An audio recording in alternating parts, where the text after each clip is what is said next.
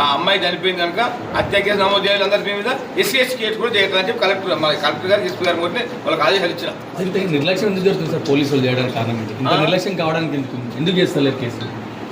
అంటే మీ దృష్టిలో ఏం చెప్పారు సార్ పోలీసులు? అంటే వాళ్ళు ఏం చెప్తారంటే మాకు ఫస్ట్ కేసు ఇచ్చిన దానిలో గణేష్ మీద కేసు ఇచ్చిండ్రు, అది అటెంప్ట్ మర్డర్ కేసు నమోదు చేసినాం వాళ్ళు చెప్తున్నమాట, పోలీసు ఎస్పీ గారు చెప్పినమాట.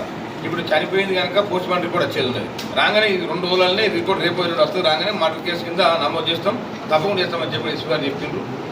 నిర్లక్ష్యం అయితే ఉన్నది, పోలీసు శాఖ నిర్లక్ష్యం అయితే ఉన్నది. వాళ్ళ సామాన్యులు కనుక సామాన్యులకు ఒక న్యాయం, ఉన్నోళ్ళకు ఒక న్యాయం అనే విధంగా ఉన్నది. ఈ వివక్ష మంచిది కాదు, అది కూడా తగిన ఆదేశాలు ఇచ్చినాం.